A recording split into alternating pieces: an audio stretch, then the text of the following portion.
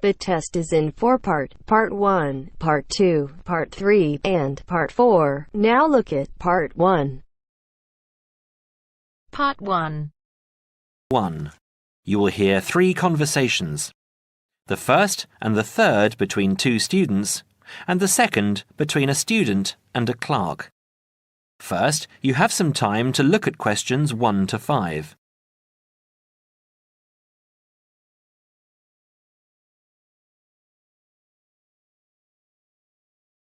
Now we shall begin. You should answer the questions as you listen, because you will not hear the recording a second time. Listen carefully and answer questions 1 to 5. Hi, it's Mike, isn't it? Yes, and you're... Phoebe. Phoebe, right. Where are you headed? I'm looking for the main hall. So am I.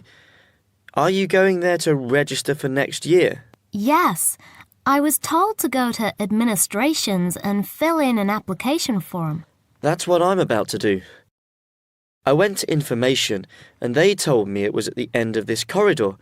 Then we have to turn left and immediately right. That should lead us to the exit, where opposite we should find the entrance to ground level main hall. It's a big old red building. From there we need to go to the first level and then follow the signs. Apparently it's the second office opposite the foyer. It would be pretty hard to miss. That sounds easy. It shouldn't be too hard to find. Well, since we're both heading in that direction, let's go together. Hopefully it won't take too long. I haven't had anything to eat and I'm starving. Me too. Well, how about I go to the canteen and get us something while you make your way to the main hall? I'm sure there's going to be quite a wait. There always is. I can meet you there. Sounds like a good plan. What do you want me to get you? How about a chicken and salad roll and a drink? Okay. What if they don't have a chicken and salad roll? Anything similar, like ham and salad, or just plain salad and cheese. Oh, and don't forget the drink. I feel so dehydrated. No problem. What type of drink? I don't know. How about a Coke? No, nothing like that. Something healthier. An orange juice? They're usually full of sugar unless you get it freshly squeezed. Water? Yes, that's perfect. Here, take £2. That should cover it. If it's more, I'll give it to you when you get back. I only have a 20, and you know that they get cranky if you give them large notes. Okay. See you in 5 minutes. Before you hear the rest of the conversation, you have some time to look at questions 6 to 10.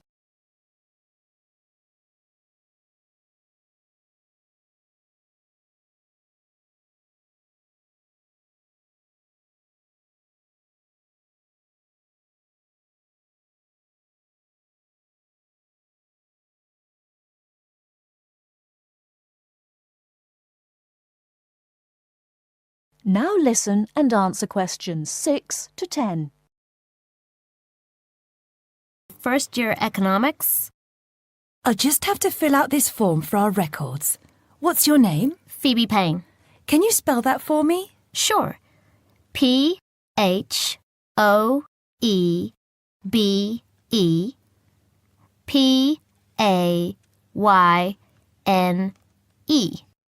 Your address? 6 Wainwright Avenue. That's W-A-I-N-R-I-G-H-T,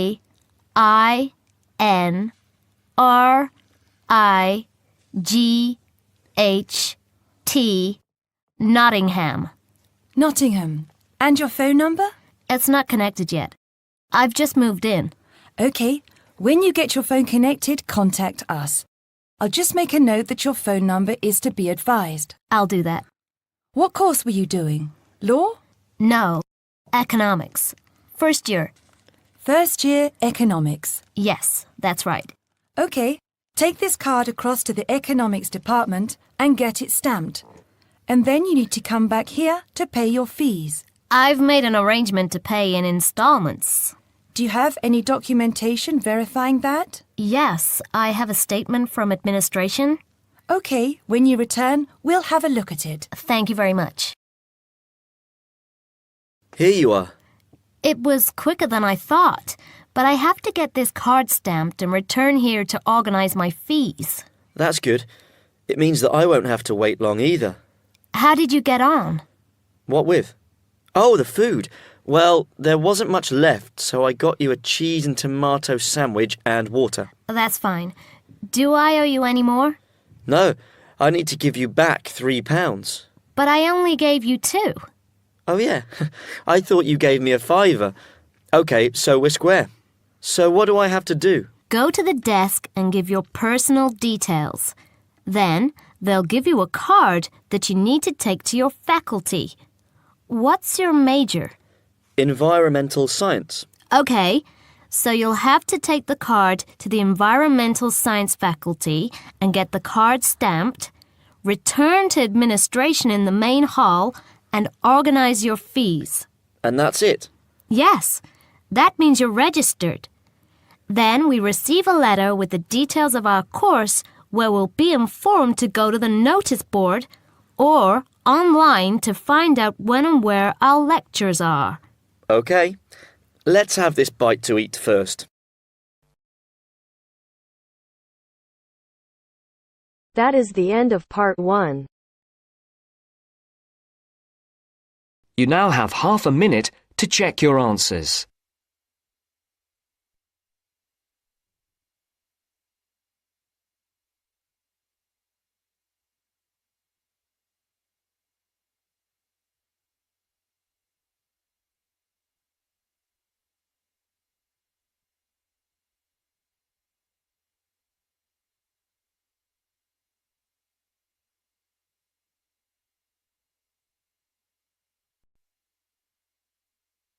Now turns to part 2.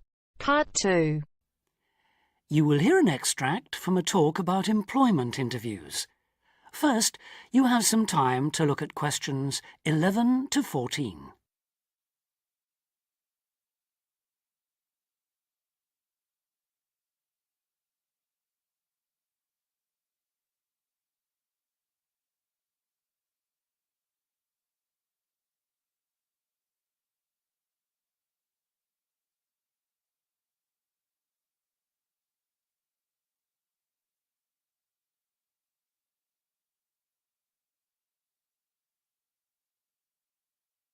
Now listen carefully and answer questions 11 to 14. Today I have with me Sandy Richardson of the local Workforce Center, and she'll be talking about that critical step towards the goal of employment, the interview. Sandy, what is an interview for, and what's the best way to approach it? A job interview is simply a meeting between you and a potential employer to discuss your qualifications and see if there is a fit. The employer wants to verify what they know about you and talk about your qualifications. If you have been called for an interview, you can assume that the employer is interested in you. The employer has a need that you may be able to meet, so it's your goal to identify that need and convince the employer that you're the one for the job. As everyone knows, interviews can be stressful, but when you're well prepared, there's no reason to panic. Preparation is the key to success in a job search, and you can begin by collecting together all the documents you may need for the interview, such as extra copies of your resume, lists of references, and letters of recommendation. You could also take some work samples, selecting from what you have designed, drawn, or written, for instance. And make sure you have a pen and pad of paper for taking notes. The next step is to find out about the post. The more you know about the job, the employer, and the industry, the better prepared you will be to target your qualifications. Always request a job description from the employer and research employer profiles at the Chamber of Commerce or local library.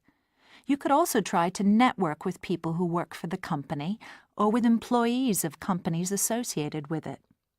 The next step is to match your qualifications to the requirements of the job. A good approach is to write out your qualifications along with the job requirements. Think about some standard interview questions and how you might respond. Most questions are designed to find out more about you, your qualifications, or to test your reactions in a given situation. If you don't have any experience or skills in a required area, think about how you might compensate for those deficiencies. Before you hear the rest of the talk, you have some time to look at questions 15 to 20.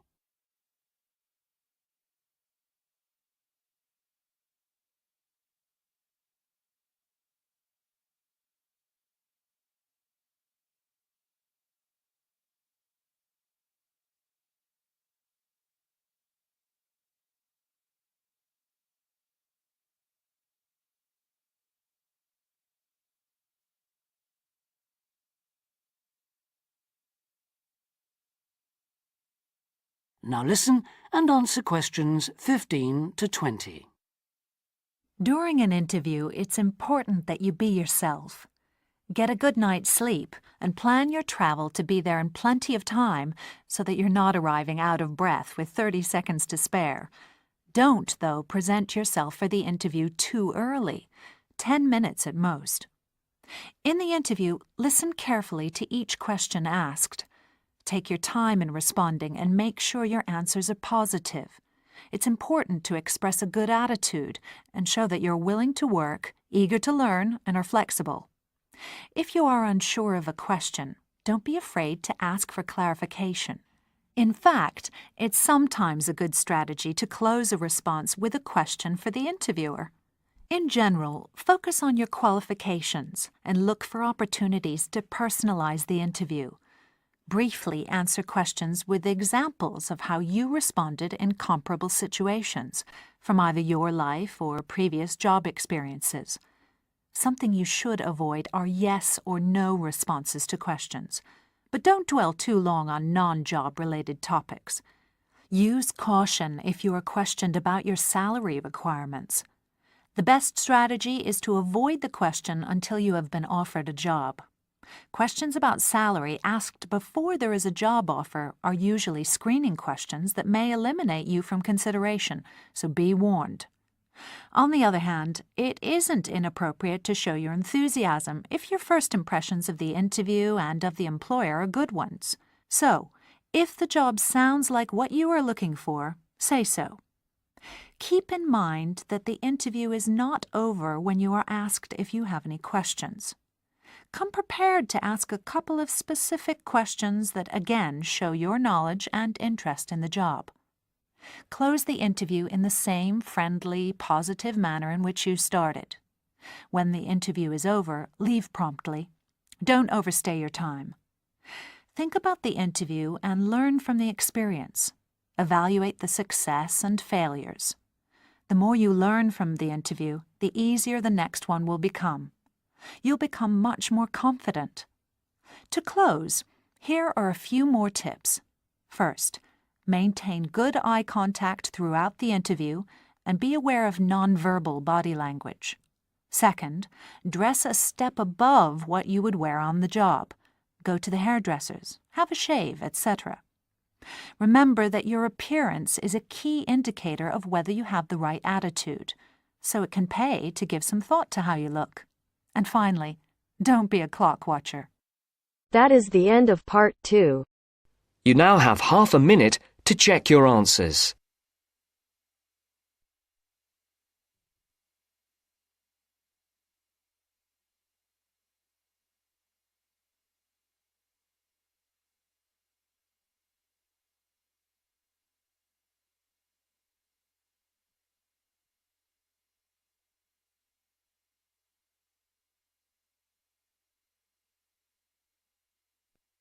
Now turns to part 3.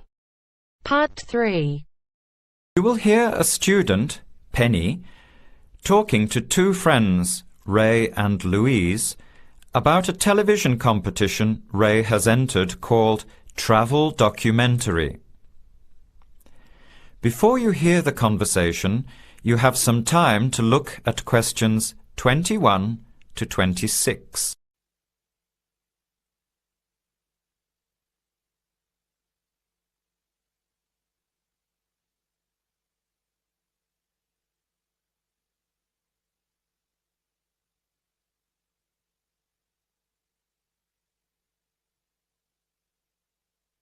Now, listen carefully and answer questions 21 to 26. Hi, haven't seen you two in ages. What have you been up to? Hi, Penny. Ray is really excited. He's just been shortlisted for travel documentary.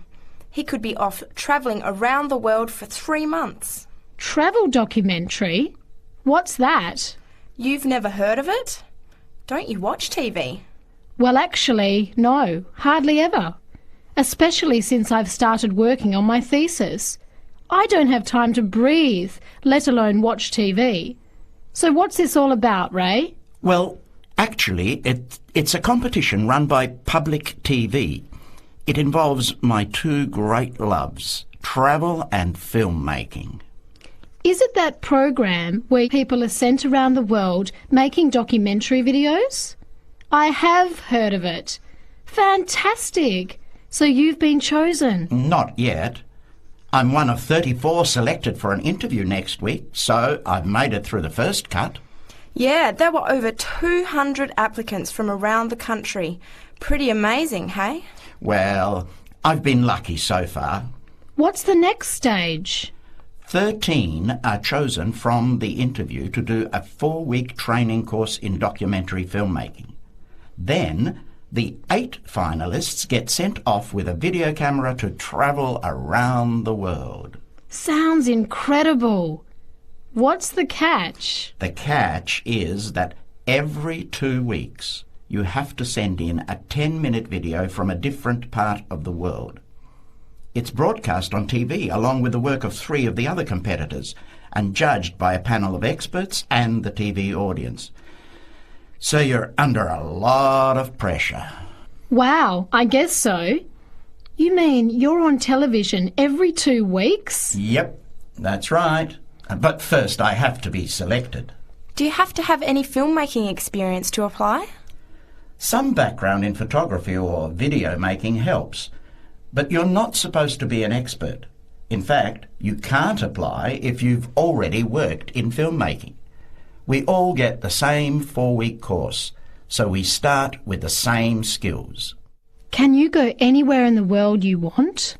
Each competitor makes up his or her own travel plans and has to get them approved. Before the conversation continues, you have some time to look at questions 27 to 30.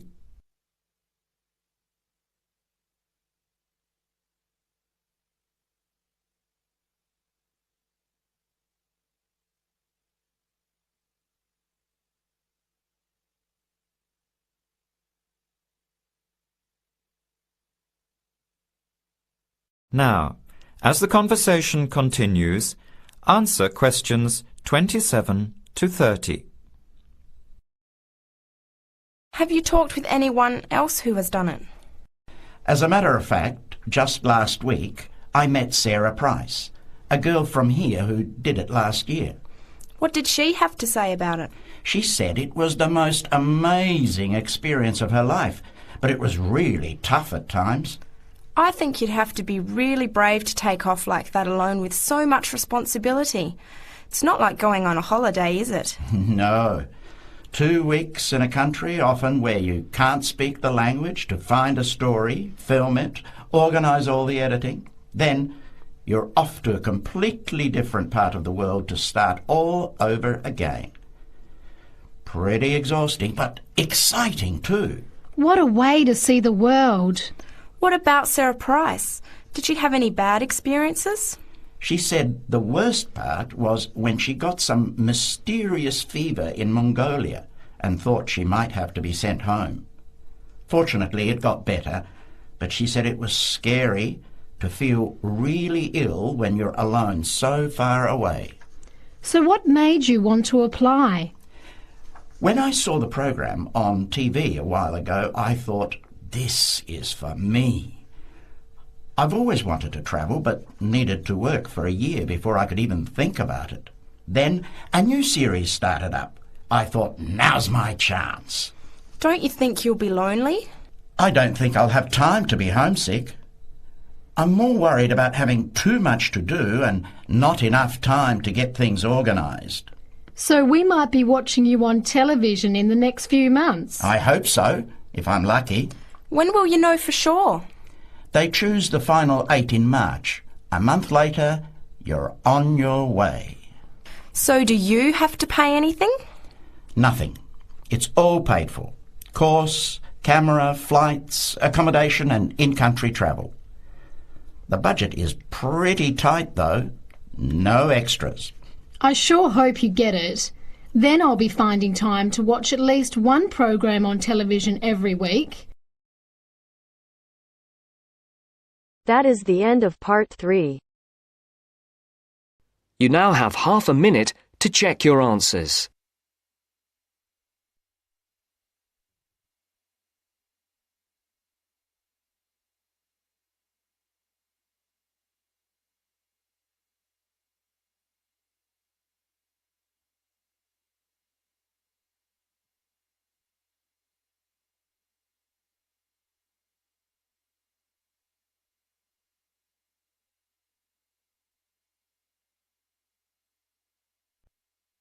Now turns to part 4.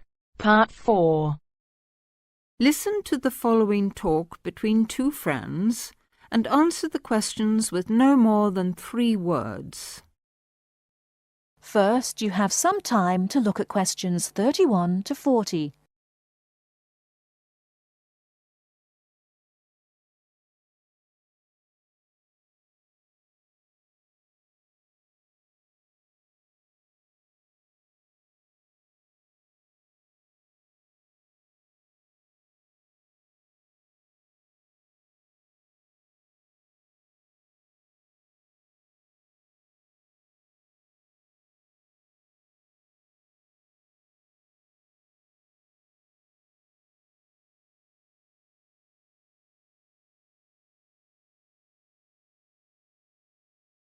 Now, listen carefully and answer questions 31 to 40.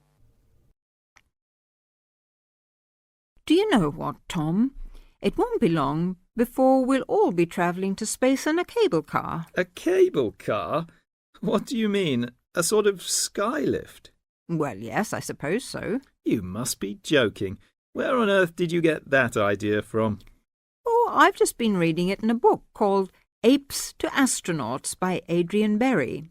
He's the science correspondent of the Daily Telegraph, so he should know what he's talking about. He says, wait a minute, I've got it here, page 28. A cable car to the heavens. Oh, honestly, Jane, you surely don't believe all that stuff you read in those sci-fi books? It's not science fiction, it's a fact. Hang on, I'll read you what he says. The space writer Arthur C. Clarke, to whose inspiration we owe the communications satellite, recently outlined a proposal for a new means of space travel, which, he admitted, is so outrageous that many of you may consider it not even science fiction, but pure fantasy. Shall I go on? No, just tell me how he thinks it could be done. Well, it sounds quite simple, really. One end of a cable, 23,000 miles long. How long? 23,000 miles. Do listen. One end of a cable, 23,000 miles long, would be attached to a point on the Earth's equator, and the other to a satellite in geostationary orbit. So? The cable would be absolutely tight between the 2 points, and the elevator would travel up and down, carrying people and freight. According to Arthur Clarke, it's the only way to travel in space without using rocket engines, which would make it much more economical. I wonder if it would be more comfortable. It sounds pretty uncomfortable to me, and heaven knows what speed it'd be travelling at. What would happen if the cable broke? Oh, he explains all that. Apparently, the most likely place for it to break would be at or near the ground. And if that happened, it wouldn't fall down, it would fall upwards. Upwards? Yes, I suppose it would. Yes. Sounds funny, doesn't it? Something falling upwards. Anyway, it wouldn't matter too much either if the cable broke away from the high end. It'd remain rigid until it could be reattached to the satellite. I don't quite see why. Well, it would be the pull of gravity from above. Anyway, who'd want to be stuck in an elevator attached to a rigid cable thousands of miles up in space? I suppose he doesn't say what would happen if it broke in the middle. Actually, he does. He says it would be dangerous if the break occurred at any altitude up to 15,000 miles because the bit attached to the Earth would... what does he say? Oh, yes. Collapse and wrap itself around the equator like a whiplash. Whiplash? You know, the long bit of cord or leather on a whip. Anyway, even that would only be really catastrophic if the cable was made of steel or some other metal. Metals are much too heavy. The cable would have to be made of some material capable of suspension without snapping. But I thought you said the cable would be 23,000 miles long. I did, but the 3,000-mile breaking length is because of gravity. Well, all I can say is you'll never catch me going to space in a cable car.